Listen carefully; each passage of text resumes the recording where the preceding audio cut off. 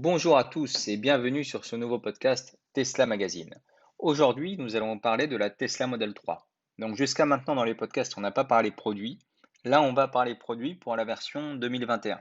Donc parce qu'il y a des restylages qu'on avait annoncés en octobre qui se sont avérés justes. Donc on va les détailler et vous présenter aussi des avant-après parce que pour moi, ça me semble plus sympathique de regarder et de comparer en direct des photos plutôt que de voir uniquement la version 2021.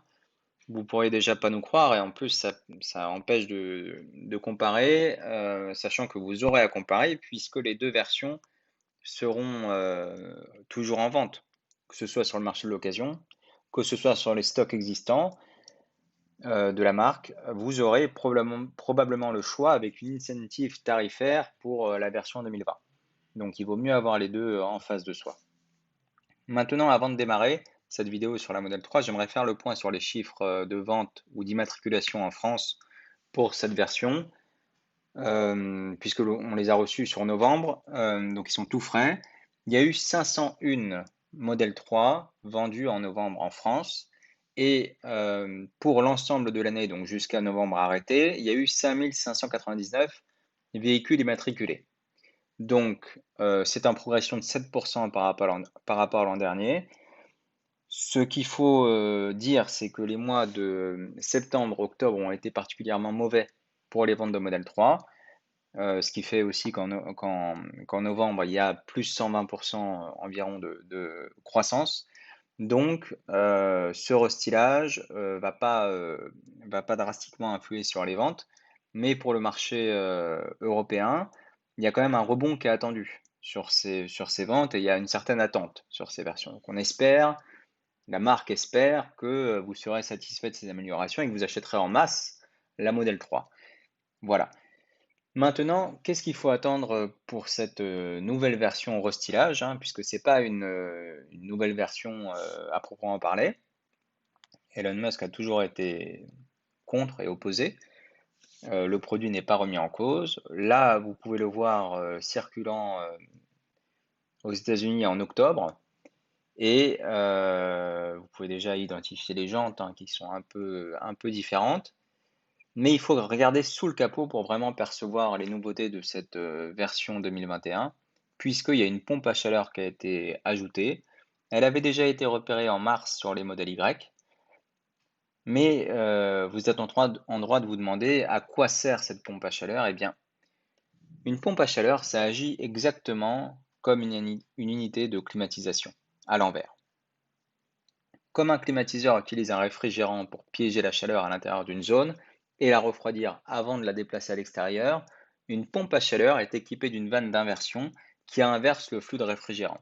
La pompe à chaleur disperse la chaleur au lieu de la refroidir. La pompe à chaleur génère 3 kW d'énergie thermique pour chaque kW d'énergie utilisée, ce qui la rend super efficace et augmente l'autonomie du véhicule. Donc il y a un choix d'efficience énergétique et d'autonomie qui a été fait lorsque la pompe à chaleur a été choisie. Maintenant, du côté de l'intérieur de cette Model 3 2021, il y a cette console centrale qui a été revue, maintenant avec une finition mate où il y a moins de traces de doigts, il y a une ouverture coulissante sur l'intérieur et il y a 2 emplacements pour recharger vos smartphones en induction. Du côté de l'extérieur, ce qu'il faut voir, c'est que le chrome a été supprimé pour une finition plus carbone. Donc c'est un style, il y a beaucoup de personnes qui l'ajoutaient hein, et trouvaient le chrome un peu cheap. Donc c'est un choix qui reste de l'ordre du style, et qu'il faut apprécier, en tout cas que chacun apprécie à titre individuel. Et la dernière nouveauté, donc c'est donc les jantes qu'on a vues au tout départ et que je vous remets juste ici pour bien les percevoir et avoir la vue sur l'ensemble des nouveautés 2021. Donc maintenant, c'est l'heure du débat. Qu'est-ce que vous pensez de cette nouvelle version?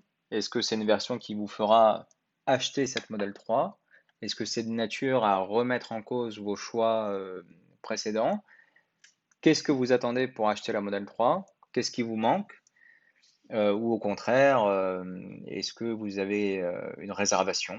Est-ce que vous êtes en train de l'attendre patiemment et que, vous, espérez peut-être tirer profit de ces nouveautés? Ça peut être un cas qui peut se produire, ce sera assez drôle. Quoi qu'il en soit, nous sommes ravis, hein, d'avoir présenté ces nouveautés en octobre et nous sommes ravis que ce soit confirmé parce que, c'est toujours bien un peu de nouveauté, en cette, nouvelle année. Voilà, bah, écoutez, je vous remercie pour votre écoute et je vous souhaite une excellente journée.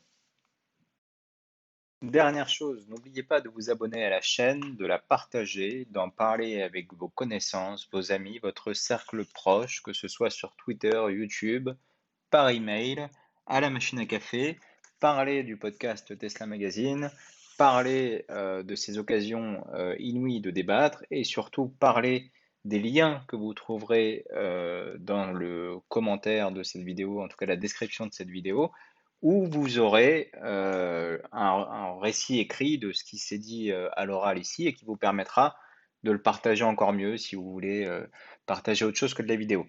Merci à tous et excellent week-end.